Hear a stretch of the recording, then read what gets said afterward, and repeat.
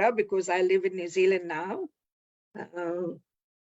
Sorry, there's a message that came up. Okay. Yeah, I am. Hold I on, come it's gonna from start now. We'll play our song and then I'll get you to greet everybody. Yeah. Okay. All right. Vinaka Vinaka, everybody. Thank you for joining us. We have a wonderful guest who's joined us today from beautiful Wellington, and one and only sister of ours, Nirmala Balram. And she's here joining us from the capital city of Aotearoa. And I'm just so happy that she agreed to join us today to tell us a little bit about her memories and her stories of growing up in Fiji and her memories of the Girmit time, particularly that connects with her family. So to kickstart our Talanoa today, there's a beautiful song, one of my favorites that I always play during my Talanoa session. It's called The Land of the Mbula Smile, and it's a song sung by Tumbuna Veseyaki. What a beautiful song that resonates with the topic that Nirmal and I will be sharing today. So I'm sure you'll all enjoy this, and we are ready for a wonderful Talanoa sharing with Nirmala. So if you're just joining us now, we're greeting you right now and saying Bula to all of you, and Vinaka Vakalevu for joining us. One love, one heart. Dui kai kai, Raumani Vatamai, united in diversity. Fiji, my island paradise, land of the moon, the smile.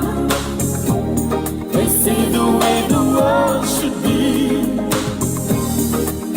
Islands in the sun. One love, one heart. Dui kai kai, Raumani Vatamai, united in diversity. Let's rebuild our island home. Racial harmony, diverse cultures in a unity. We are Fiji, friendly eyes of the sea. Together is prosperity. Erereva kindina na kalo, kando kai na.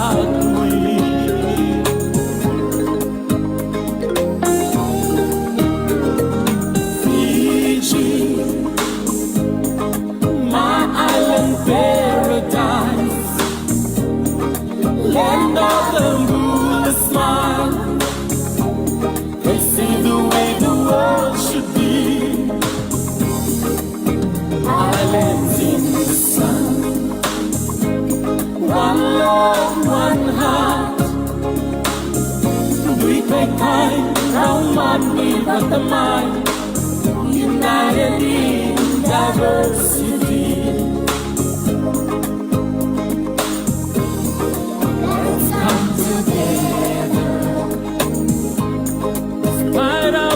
Differences, Robata Bilamani, Kinambula Sabu, Inombukalu, Anongo Banua, Satana Tuenai, Mendua Vitivo.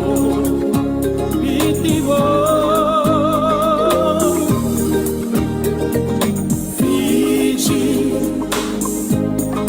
my island paradise, land of the moon, the smile. They say the way the world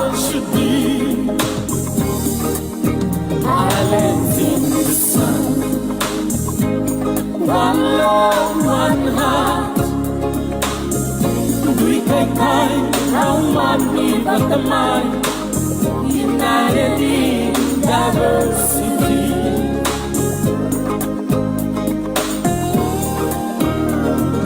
Fiji, my island paradise, land of the moonlit smile. They say the way the world should be. Islands in the sun. One love, one heart. So what a beautiful song. Listening to Katarina Turangakarivi and Tumbuna Veseyaki, a beautiful song called The Land of the Mbula Smile. And speaking of smile, we want to welcome the beautiful smile of Nirmala Balram, who's connecting in from the capital city of Aotearoa in Wellington. We want to say Mbula to her straight away. Mbula Vinaka Nirmala, how are you today? Namaste. Greetings from my heart to your heart. That's what it means. Pulavinaka and kia ora, because I'm tuning in from Wellington in New Zealand. Yes, thank you, Tarisi, for having me today and to talk a little bit about our people's lives in Fiji and how it came about. It's written partly in the history books, but today I would like to talk about personal things, a lot of feelings, and the journey rather than the history. Yes, Yeah. that is very true. I just Yeah. wanted to take this time to say Vinaka vakalevu to you, Nirmala, for agreeing to join me today as I've been watching the celebrations in Fiji for the last week or so. You know, sometimes it gives me some teary moments, you know, where one, you know, just so touching and emotional. There's some stories that, you know, make me smile and laugh because of the connection between, you know, the two cultures that has come together and the memories shared by the descendants, of those who came to Fiji in 1879. So I know many of our families are logging in now. Mbula Vinaka Rusia Tinanta Kuitavuki, Mbula Vinaka to the Sauturanga family, Mbula Vinaka Miliratu, Seru Tuibanga Tugiri, Mbula Vinaka Leoni Sersere. So to everybody logging in, Chone Banube, we'd like to welcome you all for joining in on this Talanoa session today. So for you, Nirmala, if you can just introduce yourself to us and just tell us a little bit about your upbringing in Fiji and which part of Fiji were you born and raised in, Nirmala? I take the Maori way of telling this. It's like my ancestors way back came from India under the Girmit system, or were brought to Fiji. And three of my grandparents were born in Fiji. So I'm kind of fourth generation or third generation. One of my grandparents, my father's father, came to Fiji as a child, maybe 14 years old. He had some family issues and he was coaxed into, the story about how people were put into compounds and then they had no way of getting out. So once your anger is gone, there's no way out but to join the train that took you to Calcutta. From there, you were put on a ship and told it's 1 day away, but it ended up being about 3 months away. And some people actually jumped ship because they got scared and died, drowned or sickness, a lot of tragedy. Because they were going to an unknown land. They thought it was like Myanmar or something, but it was Fiji and a land that was pristine and untouched at that time. And when they got there, they only saw that there was bush and nothing else. And the British made sure that there was no mingling with the indigenous Itoke. So they didn't get to know them. And on the other hand, I feel that Itoke didn't also know that these people were arriving. That for them, our ancestors were strangers, and what were they doing in there? They had no idea.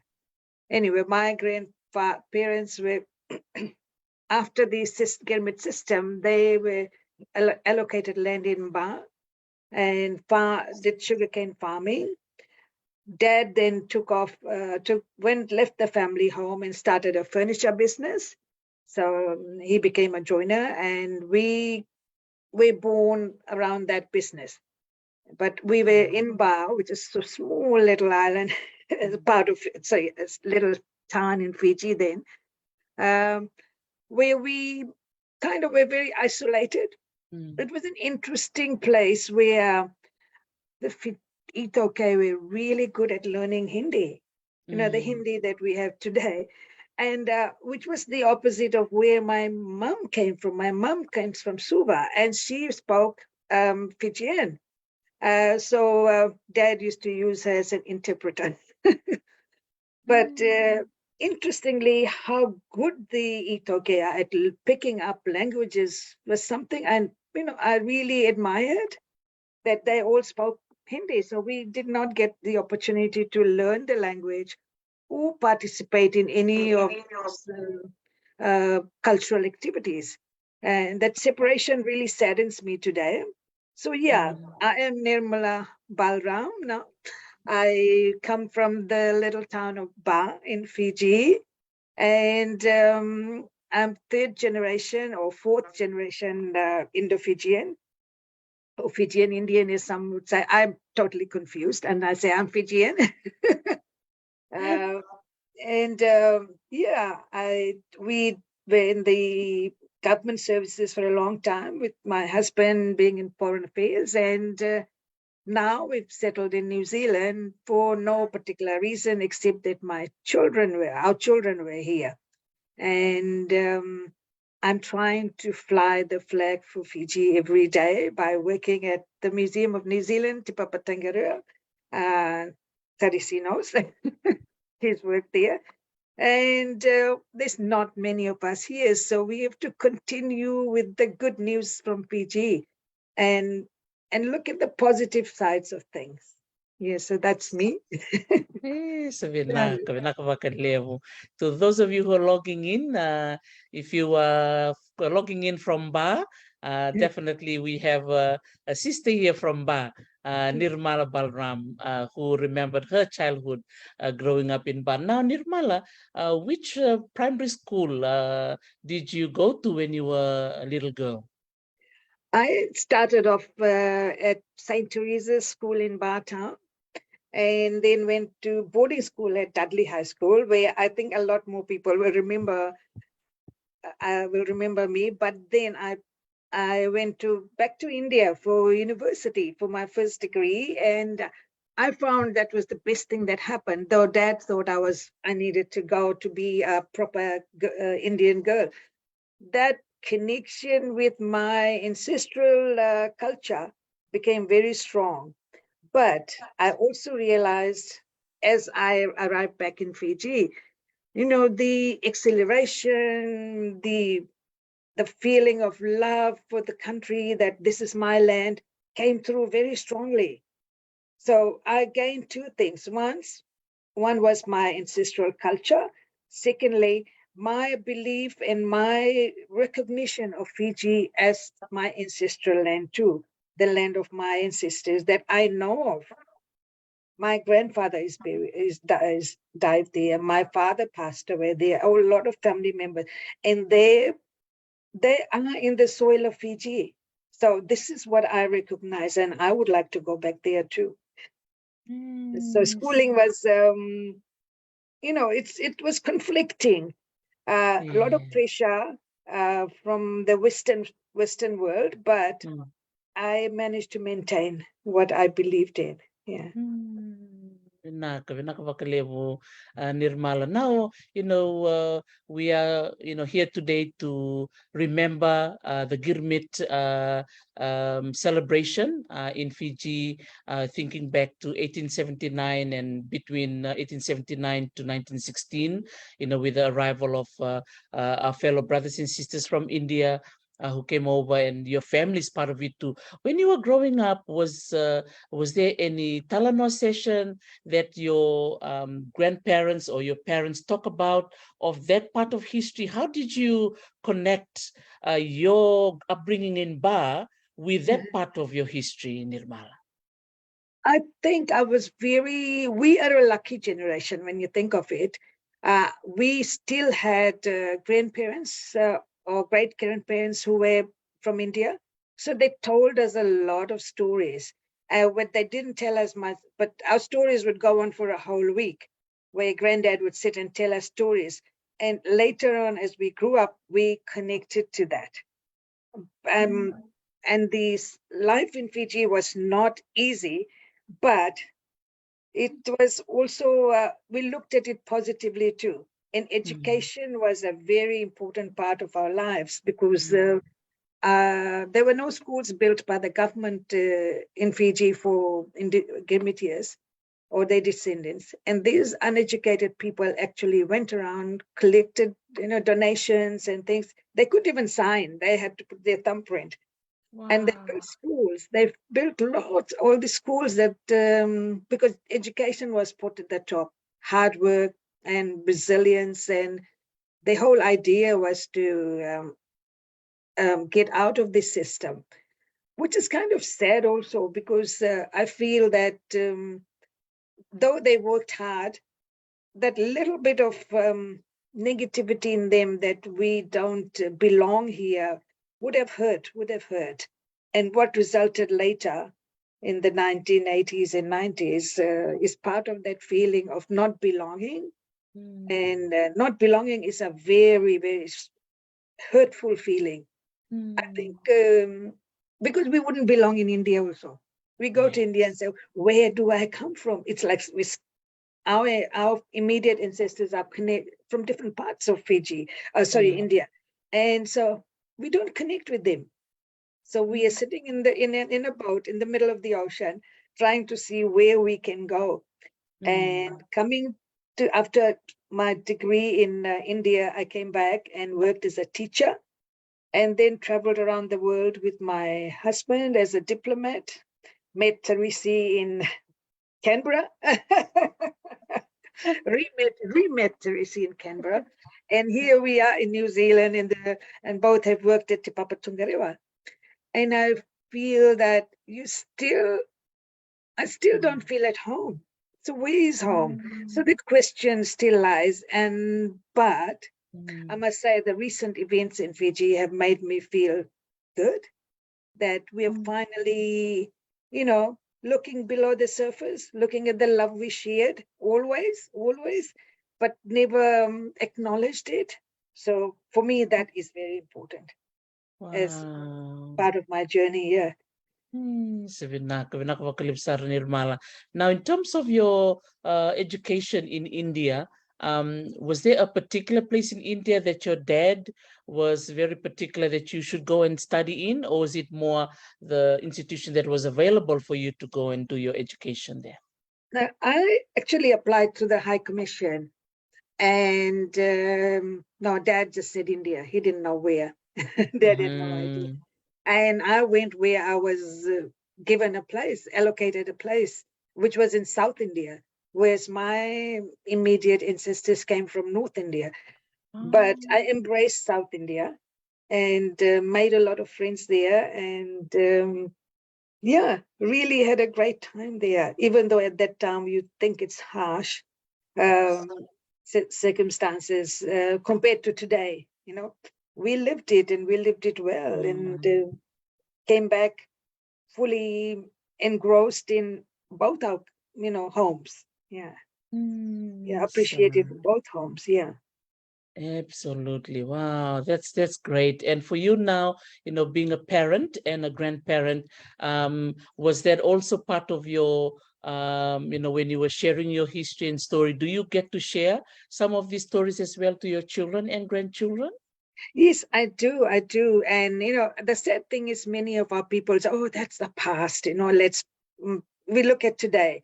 And that's when they are looking at the very material level of things, people work, they get money and they're satisfied. I'm not one of those. I don't get satisfied with money. My journey is to find myself fully and appreciate my journey in life. And we are lucky. We've met the Girmitiers, and so we know that there's a link. There's a link that we still have. Our grandchildren and children have not done that. Every generation has been going further away from the Girmitiers. So there's a group of us in Wellington. We try to do a Girmit Day celebration and also talk to the young ones. The young ones are the ones who are going to continue with that legacy, and it's important to do that, very important. And I make it not just about my grandchildren, but any child, any young one who would listen. And as an elderly person now, I realize why people listen, because I remember listening to my grandfather. And so now I can actually have that status of age where I can talk to the youth, and explain to them. So education, I think education is very important. And I'm so happy that in Fiji, they're going to bring out that history of the Girmitiers into the school system. Yes. So people know and understand each other, That is so true. Hindi na sarangay. I remember you were saying before we went on live that that the indigenous Itoke were not aware of what was being planned, and the same with our fellow Indians who came from India. They were not aware as well that they were going to a place far away. So what are your views about that personally, Nirmala, by looking at these two groups of people who were part of that first boat ride in 1879 to the Tokay who were not aware of what was going on? What are your thoughts about that? My thoughts and my imagination actually is this boat lands in an island, and people are wondering about like where are we? And I can imagine the Itoke hiding behind the bushes and saying, who are these people? Who are these people and why are they here? So I really, while studying other countries, I have sort of come to the conclusion myself personally, is that why were the Itoke not consulted? Why were they not asked? Why were the plans to change their land into sugarcane fields not requested, or dialogues carried out that this is what we want sugar, so we are going to change your land into sugarcane fields?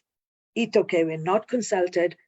The Girmitiers didn't know where they were going. So both totally innocent bystanders. I personally feel like that is where the problem started. And the British made sure they kept the indigenous people and the Girmitiers separated. There was no communication. And they created fear between the two groups. I've read of stories where the fear was created, but then there are many stories where there was love, there was affection, there was show of support. And do you remember that book, My 21 Years in Fiji? Yes.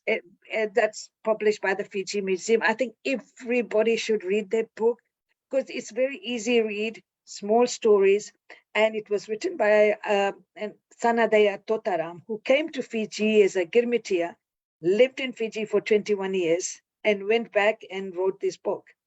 What language it was written in, I don't know, but it's been translated many times, and now the Fiji Museum publishes it. And when I go to Fiji, I buy 10 copies, and I bring it back and I distribute it among the young people. Come on, hey guys, read these lovely stories.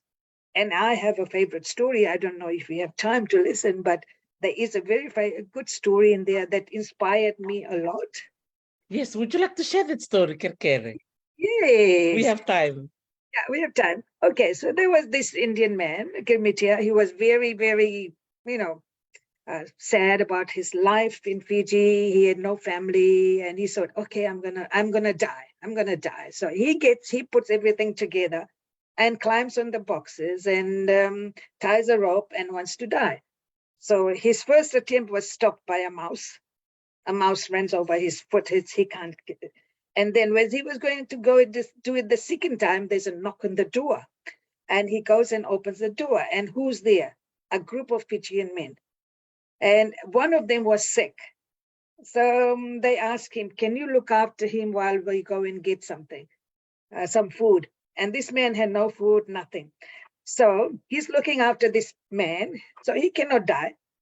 He cannot commit suicide. After a while, the Fijian men came back with bags with, cassava and all sorts of food, whatever they could find. They brought it there and they cooked in his kitchen. They had one pot. They were given one pot by the British. So they cooked the food. They all ate together. And they said, okay, my friend is feeling better. We will leave. And what he did, the leader of the group took the rope and said, this will be good for my boat. So I feel there was something there beyond our human understanding.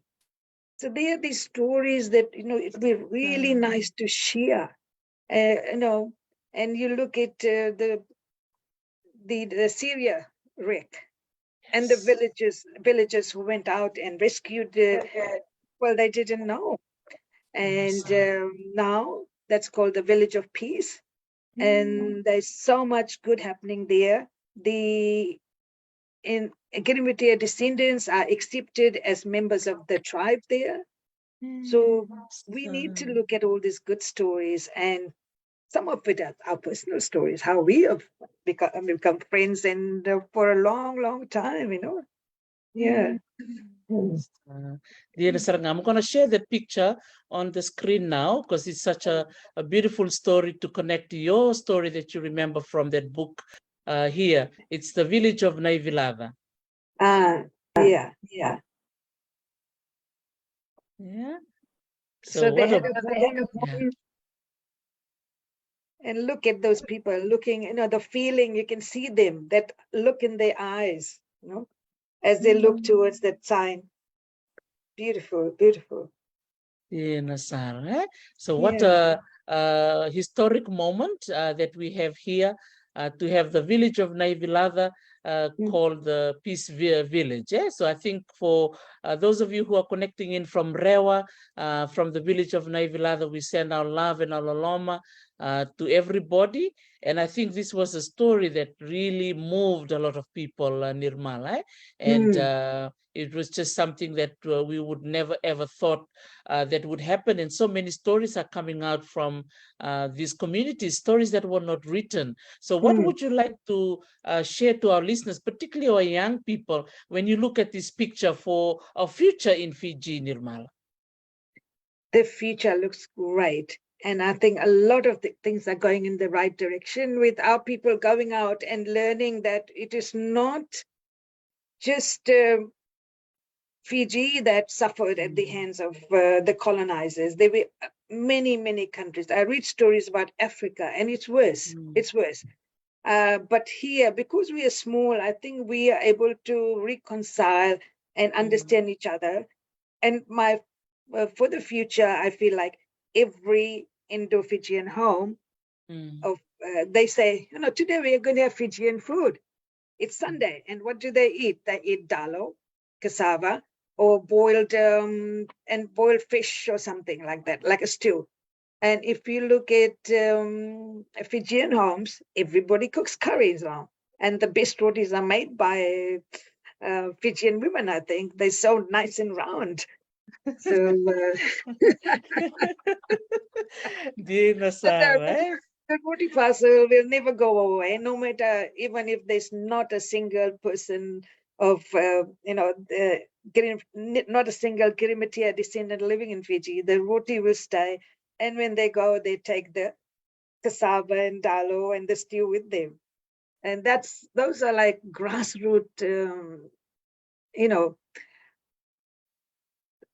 activities that we kind of like sometimes forget that this is our Yes. connection also. This is our connection. And going to the market and buying each other's food that's my new baby. Oh, oh, she's gorgeous. Yes, no, I just want to thank you.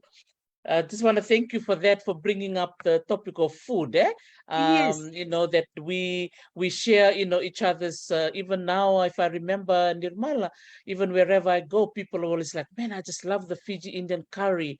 I know. Or even for me, everywhere I go, I feel under pressure because people say, "Oh, can you cook some curry?" Yeah, yeah, And it just, it's part of us now that everywhere I go, I have to take my packets of curry powder with me because I know I will be asked to, to cook it. Now, yeah, in terms of your memories, growing up, yeah. were there chances of you as a young girl learning, different recipes with your other friends when you were growing up or going to school with the Oh, that. Fijians or Chinese or other girls when you were Yeah, growing up? I think what happened that as as an Indo-Fijian, it was part of the routine that all girls, were made to cook. And when I went to boarding school, I actually took the initiative myself to learn how to make curries for all the girls in the hostel, and then it was making do with little, but we managed to survive. And the teachers, the missionaries who were teaching us, they had very set ideas about how Indian girl has to be and how a Fijian girl has to be. We were brought up to be in the culture. And I remember, besides food, we were also asked to wear a veil, because those days a lot of women wore veils, and I was quite a rebel actually. It was in Form 5 that I decided we should not be made to wear a veil if we choose not to, and we made it happen. Right now, I don't think I'd be too. I won't be like that. But at that time, as a teenager, I was thought that, why are you forcing us to wear a veil, But it was their idea of a proper Indian girl. Now I get it. Often you get it very late. Yes. Uh, Wow, yeah. Vinaka for sharing that. There's a few people connecting in. Master Leone connecting in from Japan. He just Oh, mentioned that they just had roti and curry, tin fish for breakfast.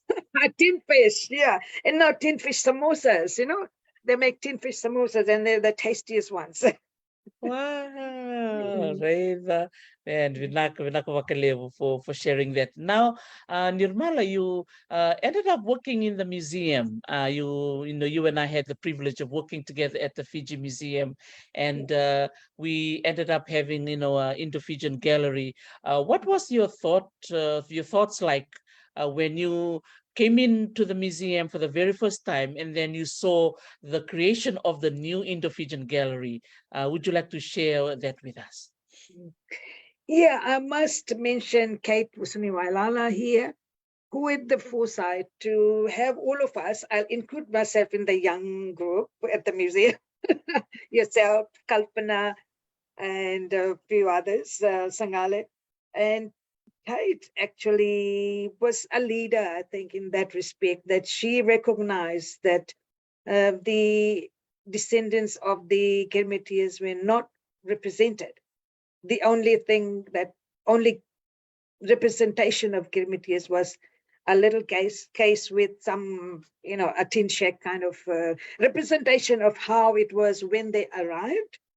Things had moved. It was, late 1900s, and we went out and said, okay, once she had decided that this was going to happen, Kalpana, myself, and few others, we went out looking for objects. And luckily, we found more objects that we could actually use to depict not just the Girmitiya life, but also what's happening today. But so that was sponsored by the Indian High Commission. I think that was good to have those memories, but that further on, what happened now, the contemporary stuff that's happening, I feel that museums in Fiji should be doing something more. Now the environment is such that it can happen. In fact, there has been talks about having a museum in Lautoka, in Saweni, and where it's a Girmit museum, and align it with the Fiji Museum or something. It's still in the planning stages. And we hope the team that's sort of working with it, hope that there will be a contemporary version of it. What happens today? How did we change all the way? Like you said, the curry is no longer the curry that they were used to. It's a curry unique to Fiji. Maybe the Caribbeans, I don't know, or Mauritius, where they were also taken. You develop your own cuisine with whatever is available. I mean, if you look at kai that we get from Bar River, the mussels, it's unique. People of our ancestors never ate those things. And crabs, for example, we just changed so much in that area, as well as I think the mannerisms are very Pacific, warm, kind of joined you guys with the Bulla smile. And it's when I go back to Fiji, I find that this contemporary generation needs to be represented. There's artwork. There are a couple of artworks artists that I really admire, the young ones, but they need to find that opportunity to go to Fiji and present their works. So as a museum person and art, dealing with artwork, I feel like that contemporary work can be very, very powerful in instilling those new values we have, or just enhance the older values. One artist is Luke Thompson. I don't know if you've heard of him. He's what you would in Fiji call a kailoma. Right. Which is, I'm sure it's not a nice term anyway. Luke originally lived in Auckland, and then he went to Fiji to find his grandfather's grave. He went to Balawa in Lautoka, which is not far from the sugar mill. And while he was doing that, he found other graves. And he also found that there was a hierarchy in the graveyard, in the cemetery. The Europeans were on top. In the middle, there were the Fijians. And lower down at the bottom, there were all the others, including a lot of Indians, which meant that raised questions in me. Why did it happen? I mean, I can actually understand the hierarchy. We regarded as the lowest of the lowest. But why were they buried? When the practice was to cremate. And I started researching and found out that actually they were not allowed to be cremate. They were not allowed to. They had to bury. So those were some of the things that, the culture, the ways people did with their human remains was forced. They were forced to change. And so, yeah, I still have to go to Balawa. I hope I can go in July. I'm going. He took beautiful photos along the way. And as he traveled, he took a photographer with him. And he took beautiful, and his work is called Sudu Mate. And that means born dead, isn't it? Yes. Yes. So that's what he labeled his artwork, Sudu Mate. And it's very powerful, and it's sad, but he captured everything and every gravestone. He brought some gravestones to Auckland, had an exhibition, raised money and took the gravestones back, and also the money to look after those graves. It's so it's a very personal and powerful depiction of colonial history. Wow. And so that his work is at Tipapa. Sudumate is at Tipapa. Sulumate by Luke Thompson. Yeah. Vinaka vakalevu look for taking on this artistic intervention, and I know it's a very sensitive topic, but he made it happen, and He it's made it happen. wonderful, wonderful to see someone of like Luke Yeah. representing Fiji. I know. I was embarrassed. I said, why aren't my people doing that? But they Yes. probably have no idea that it exists, Wow. and that's a sad thing. But so we are moving forward, and that's the thing, we're moving forward. And there are other artists, Indo-Fijian artists living in New Zealand, and many probably elsewhere too. There's Tiffany Singh, who's got a Samoan and Indo-Fijian ancestry. She works with natural objects and produces art. I'm finding this Maori Indian girl that she's a teacher, history teacher. So that's all that reconnection is happening, where and it's the interesting bit is this: there are people who have found the other history, and they're going to find the other side of themselves, like Sarah, that she's Maori Fiji Indian, and she knows her Maori side. Now she's sort of researching her Indo-Fijian side, And this is this journey that a lot of people are taking now actually encourages me more, that, help more of the young ones deal with the what you call intergenerational trauma. They still carry the trauma of the Girmit, and healing has started. So I always try to find something positive. Vinaka vakalevu. That's a really interesting term that you used, intergenerational trauma, and it's wonderful to see a lot of them using art as a way of healing. Even in Fiji, I think both communities are still facing that. It's not just Indo-Fijians, Itoke too, and their journeys would be lovely to meet somewhere. There was an artist, Itoke artist, and he did this beautiful painting, and I wrote to him and I said, do you do anything that's sort of with both communities, linked up in artwork that links up both communities? And he said, no.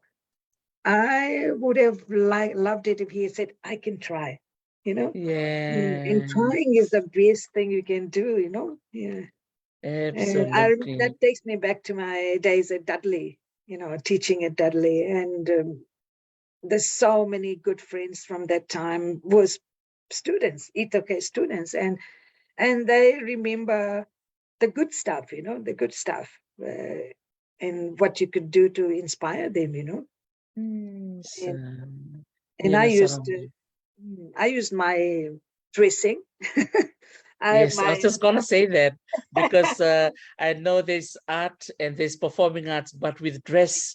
For those of you who are listening in, Vinaka Kiteone Matakere, he's connecting in from Cambodia and listening to our Talanoa today. Vinaka Kiteone. For some of you who may not know, Nirmala is such a great, you're also like a designer, model and seamstress, if I can say that. And I always remember how you wore a sari with the masi materials. Why do you think that was so important for you in creating that piece, Nirmala? Since then I made quite a few more, and I proudly wear it, because that's how I accept myself as. And to me, and that became really important when I was a teacher at Dudley High School. I had Itoke students, and I wanted their parents to feel like I connect with them. So that's what it began with making them for Parents' Day, Parent Teacher Day, when they'd come in, and I would talk about it. And I found that there was something that built that connection, and they were more willing to listen. And it also, because I connected, I felt I was not critical about the students. I was looking for a way for them to improve their studies without being critical, because I wore them on myself, that by wearing the masi, I was actually wearing the culture on myself, And today I'm wearing, this is a Girmit silver necklace. Wow. I wore it deliberately to show that I keep my ancestors close to my heart too. And they must have been very poor, but they managed to collect some things that represents them. So carrying them around on a masi sari, it's just me. And if you ask, if any Dudleyans are listening, they will remember. Yeah.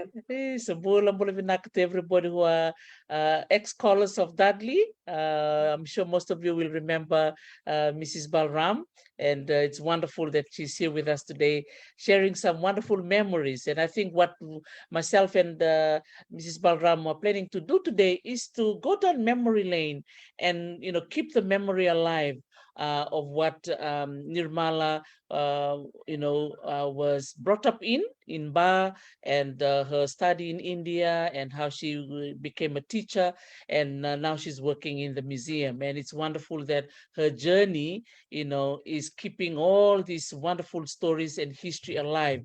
And I think, Nirmala, you mentioned, we'll come back to your beautiful neck piece shortly. But one thing I was really touched by what you said was how a lot of the intangible heritage was so important to you, because there's a lot of things that were not talked about or not written in books, but are kept in families. Would you like to share some of those as to why that is important to you? It's important to me. This cat is coming. Anyway, one of the stories that one of the objects that I saw at the Fiji Museum, I think it's still there, may not be there. It's bones. It's human remains that, a tree had grown around. That was pre-European history. And then do you remember that? Yes, it's from the province of Namosi. Yeah, they put the bones in the trunk of the tree. And brought back. And we displayed it because at that time, our museum thought that was okay. But after coming to New Zealand and working at Te Papa and understanding the value of human remains, I feel like, how could we have? That was somebody's bones. And that bone has a lot of energy that came from those people. And why are we looking at it and thinking it's a great thing to look at? We are actually minimizing its dignity.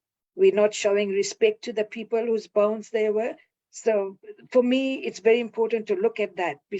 And how's the community? How do the people of Namosi feel that other tourists are coming in and walking at their bones and saying, "Oh my goodness, this happened," as if it gives them pleasure. So those are not for pleasure. Those are not things that you want to record as part of history. That is distressing. That is humiliating, So for me, that community voice is very, very important. And I'm working on that at the moment as part of my studies behind you. Getting encouragement from you too, Tarisi, where I want to study as a conservator. What in my role, where do I stop being a Western conservator and go into the community level? And why do we need to conserve? Why aren't their ways of conserving acceptable? Now, what did the Fijians do when they had the mats and they saw some bugs on it? They took them out in the sun, shook them, and brought them back, and that was fine. So why aren't we using some of the beliefs of the old people? Why do we want to change everything in the name of science?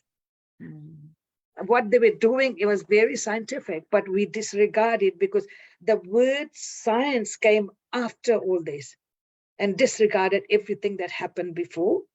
You know, even in other countries, when they had holy books, the ancient people knew that this is a holy book, it's precious, it has got this value, and we must not destroy it. So what did they do? Just take a piece of cloth or paper or something, wrap it, and put it at a higher level in the house. So that was conservation. And it's important to go back to those values, because what we are doing now is also unnecessarily using a lot of resources. And often, especially in New Zealand, the Maori community are against some of the things we do. So this dialogue is important. Everywhere there's dialogue. Dialogue is important. Yeah. Wow, man. Nirmala, just for you sharing all of those things is reminding us, the importance of indigenous knowledge, Yes.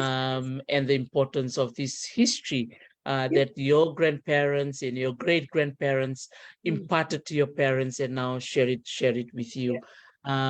So in terms of our future generation, our future Itoke, our future youths in Fiji, for them to remember the Girmit Day, what would be something you would like to share with them or remind them the importance of remembering what took place way back in 1879?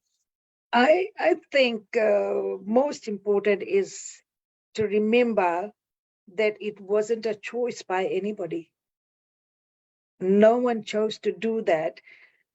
The Girmitians didn't choose to come there voluntarily and live there for so long, and yet they have become part of the soil. They've become, even if you remove the living beings, the soil still has them.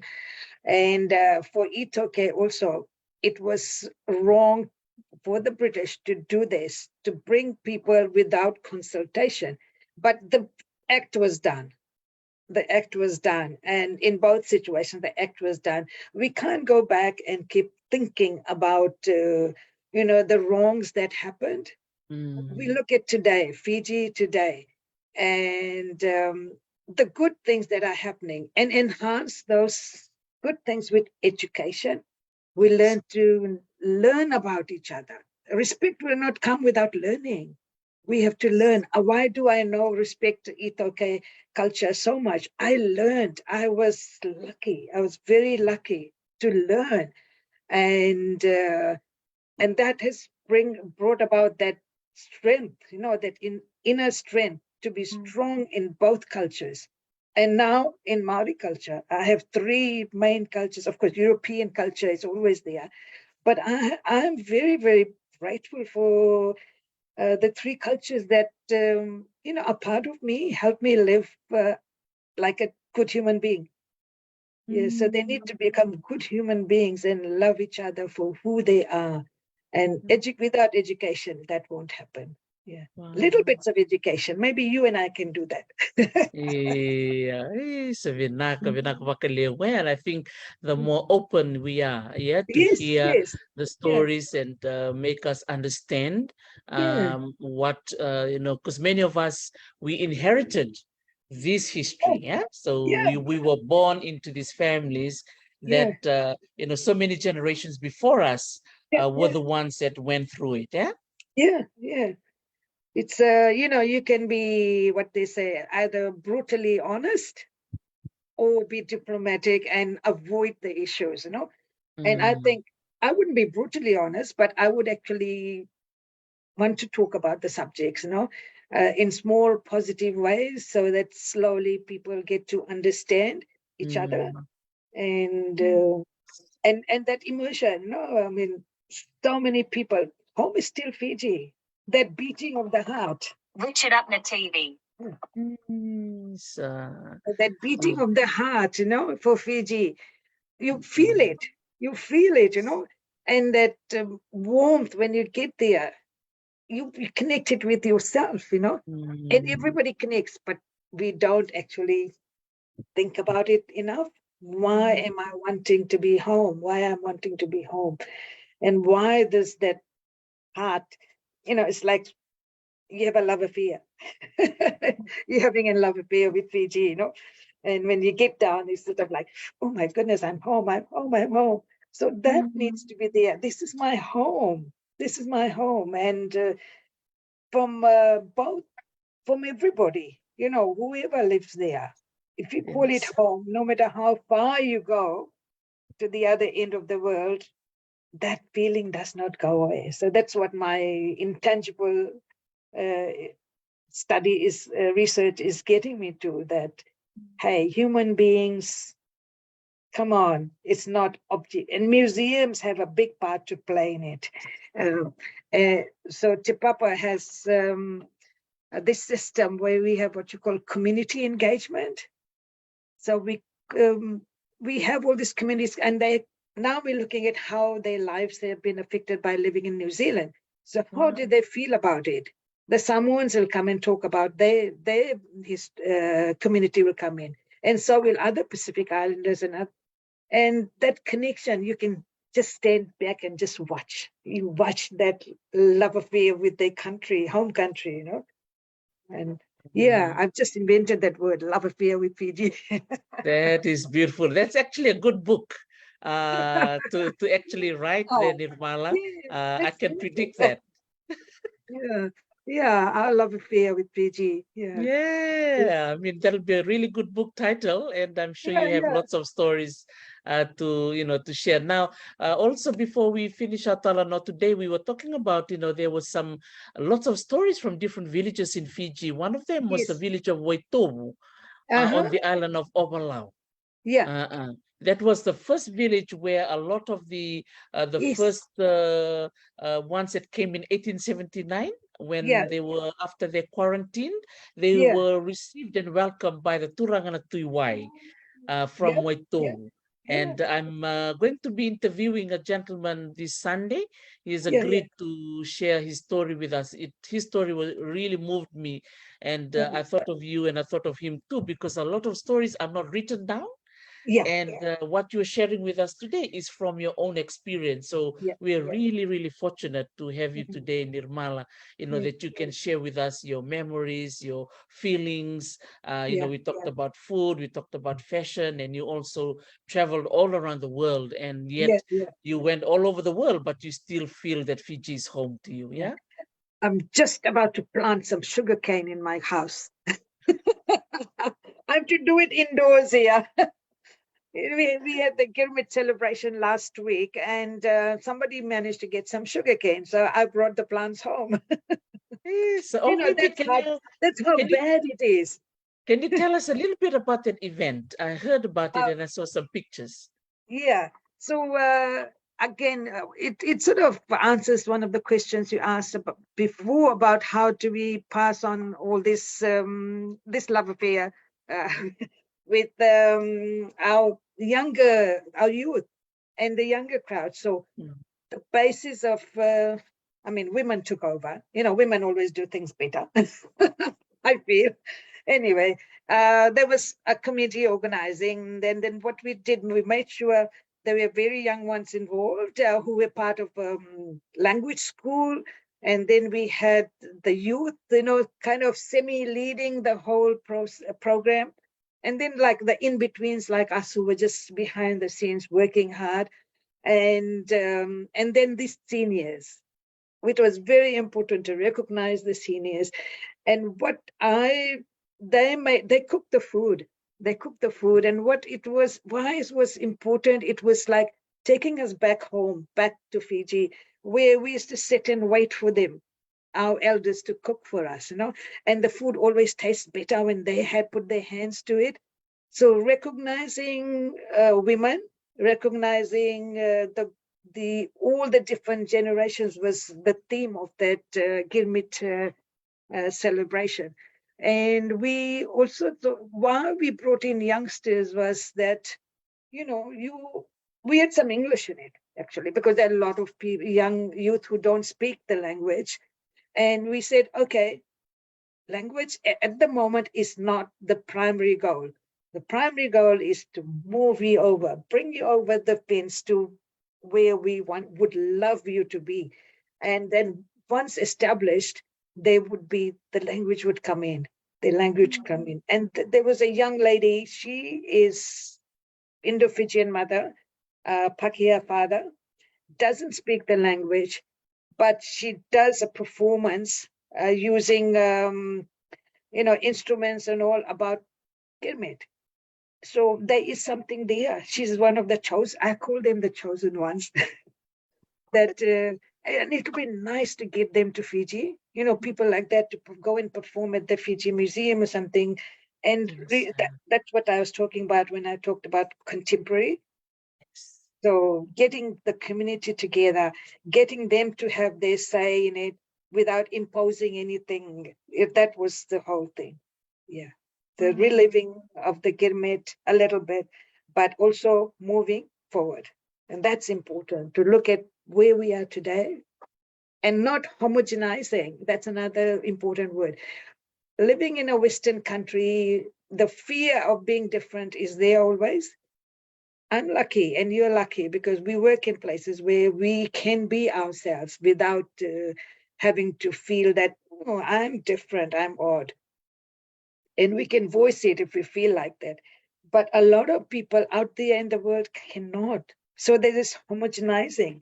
And with my grandchildren, especially, what I'm trying to teach them, because they are mixed race also, that be strong in yourself. When you are strong inside, the outside doesn't matter. Yeah.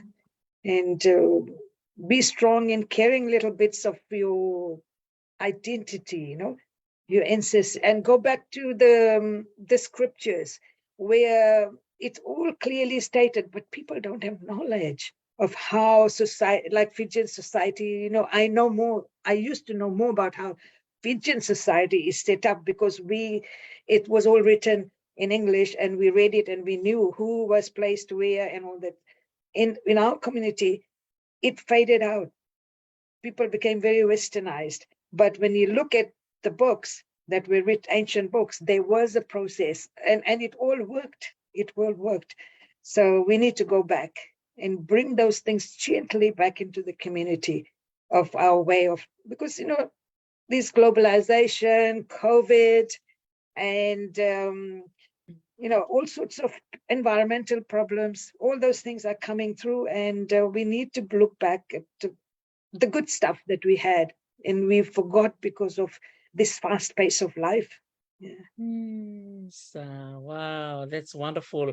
We have a response here from a lady, Unaisi Verimbalau.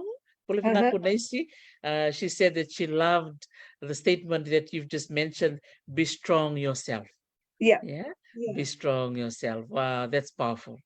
And we in New Zealand we have I have three identities to be strong about, and you can have multiple identities. There's no need to give up one for the other, but move seamlessly between them, move seamlessly between those. Wow. And that's when you're happy and happiness is the purpose of life. Amen. And Mr. Samuel Tuinravo, Bula Vinaka, he just sends his loloma to both of us listening, and he's roasting some ika, fish. He's making us hungry now. Bula Vinaka Samuel Tuinravo. Yeah. So there's a number of these people listening in and they just love what you're sharing. Mr. Nandakwita Wuki, Mr. Kiteone Matakeve, who's connecting in from Cambodia, and they just really enjoying the enlightenment that we're doing right now, keeping our history alive. Yeah, and ourselves alive, everybody alive. Yes, and, absolutely. One other comment about food, there is a fern that we eat in Fiji. I forget what the name is, but Ota? Yes. Ota. And of course, people like us, we curry everything, curry and coconut milk. And this lady put on Facebook, how do I cook this? And I said, shame on you. If you're from Fiji, you should know how to curry this thing. And I remember it tastes so good. And things that, your memories keep coming up and you miss those things in a nice way, Yeah. Dinatodok. And I think you've just mentioned there, Mr. Cross just made a comment, if only we can all have all these things written down, that would be great. So that's a really good challenge. Yeah, Nirmala, I know you're talking about a new title of a book that you're going to be I writing. love affair with Fiji. I love that. I love Affair with Fiji. Yeah, listeners, isn't that a wonderful title?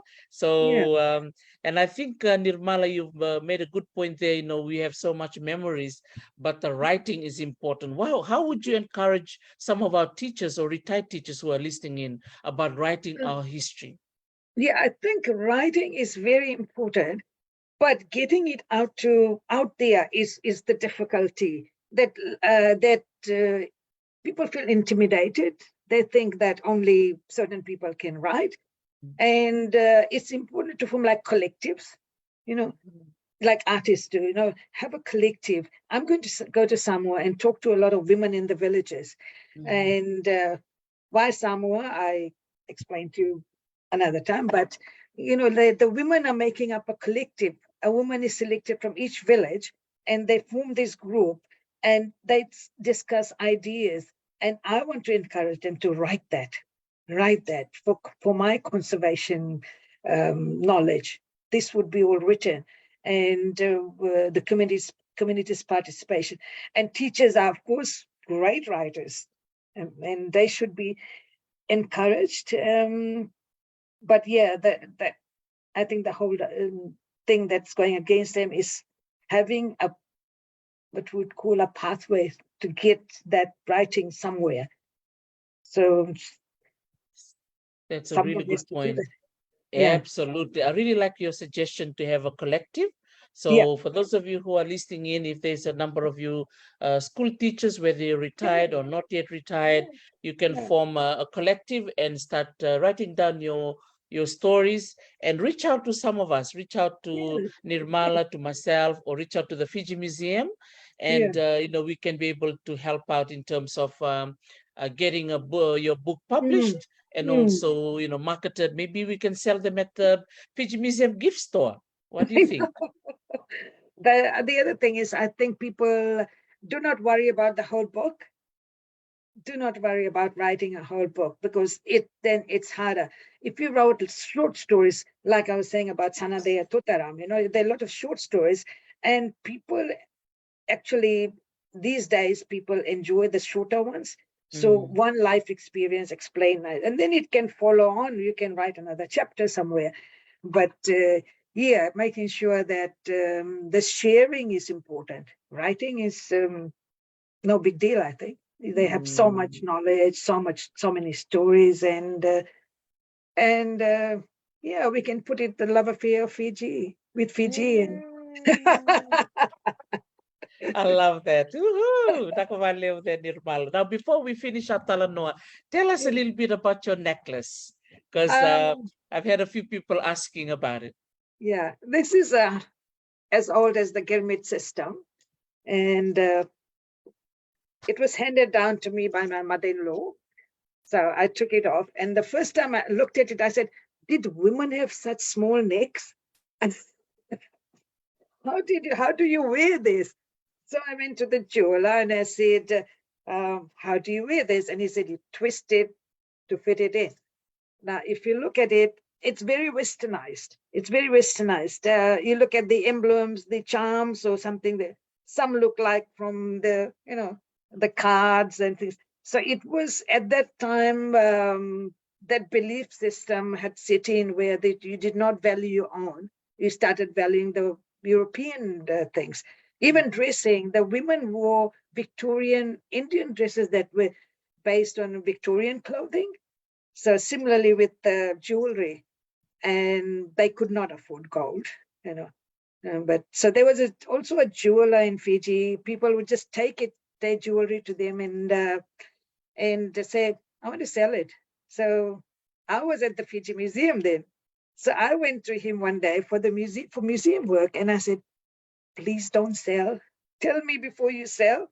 So he used to let me know, and we would go there. I don't know, Prakashni and myself or Kalpana would go there and look at what he had. And I got some beautiful pieces from there. And this can be worn, like you said, on a Western cloth. It's not easy to put in. Wow. It's flexible silver, yeah.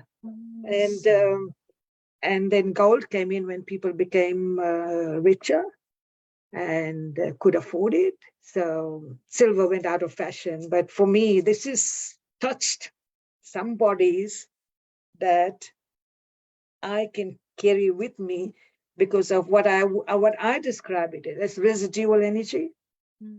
By wearing the intangibles, by wearing something, or like with Fijians, you have the names, isn't it? You carry the name of older family member or a family member who's passed away. You carry that name. When you carry that name, you're also carrying that energy that person had. And by using the name, you're connecting. You're genetically connected anyway. If it's your ancestor, you're connected. But you're carrying them more than just with recognition, I would say, with recognition. And for me, this is my grandmother is still alive here. Important occasions, I wear it because she goes with me and she lives in me, but this is additional. And I think with Maori culture, I have learned a lot also. The reverence they have for their ancestors is value that adds value to my life, you know. And I have been lucky working with the Itoke culture and treasures, and I don't hate calling them objects now, and with Maori objects, yeah. Lucky, very precious, very lucky. So I sit here talking to you, having experienced some of these beautiful times in a multicultural world. Yes. Spiritually and physically. Wow. Man, Nirmala, thank you so much for the beautiful sharing that you've just done with us today. You've empowered so many of us. The comments and the feedback coming back from our listeners, they just appreciated everything that you have shared with all of us and keeping that memory alive. Yeah, and I think that's a message that everybody is taking away from our Talanoa today, is keeping our stories alive, keeping our memories alive. And look at that beautiful necklace, you know, whatever that has been passed down from our generations to generations. Let's look after them because it has the importance that goes back to history. Yeah. You know what, my favorite thing would be to have an Itoke person and a Girmit descendant sit down and talk together. You know, if everybody had a friend, they talked like you and I do, like, you know, it'll be so lovely to sit in and listen just to what they talk about, you know, and the human side of it, the humanity side of it will come out, you know, and they'll be both blessed, as I would say, yeah, both blessed for those moments, yeah, that will affect their lives forever. And that's what you want for healing in Fiji, you know, yeah. Wow, that is wonderful. Now, before we conclude our Talanoa, is there anything else you would like to share, or any stories that you wanted to share and you didn't have a chance to, or anything else that you have written down? This is your time to share it with our listeners. Vinaka Nirmala. Oh, okay. I mean, I think I've expressed it throughout this conversation. But again, want to reemphasize my identity, and I want to encourage everybody to actually do that, because at the beginning of your journey, when you know who you are, and I know who I am, you know, and I know where my ancestors are, and that acknowledgement of your ancestors is very important. You know, if you don't acknowledge them, you don't know who you are. And again, that's why I introduced myself in the Maori way. You go back, and you feel them sitting on, you know, holding you up, encouraging you to move forward, you know. Look for that, look in the mirror and look for that connection that you have with the ancestors. And I'm sure there'll be stories among the Itoke about when they first met someone, and a Girmitia, that would be amazing, to see a story. Who has stories where the Girmitias met the Itoke? What happened there? What happened there? Was there fear? Was there, friendship? Was there love? Those stories are important to tell our young people, because for them that separation, that division has been there for so long. It needs to go away. And my Fiji is one where we would all understand each other. Yeah. And this storybook writing is I think that's the greatest idea, actually, because it's education. Yes. Thank you. Vinaka vakalevu. Tanbat. Vinaka vakalevu Sir Nirmala, Tanavad, Vinaka vakalevu for taking your time away from your weekend. I know you have a busy schedule that you have, spending time with your beautiful grandchildren. We just want to say Vinaka vakalevu and Tanavad to you for sharing your stories and your memories with us. And I look forward to another Talanoa session with you in the near future. If there's any particular topic that you'd like to share, just let me know and I'll be happy to host you again. Vinaka vakalevu and loloma to the family. Vinaka, Modi. Yeah, Vinaka, Mother Nirmala. Naka, yes.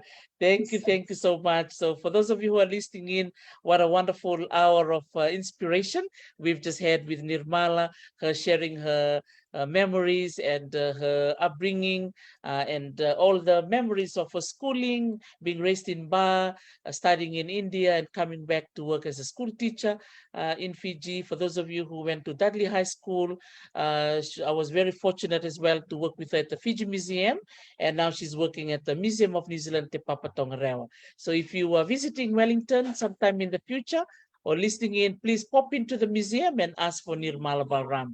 And I'm sure she will be happy to look after you. Vinaka vakalevu Sara, thank you everybody for joining in, and happy Girmit Day 2023, and we look forward to sharing more stories in 2024. Vinaka vakalevu Mwademanda. Modi Manda. Naka. Is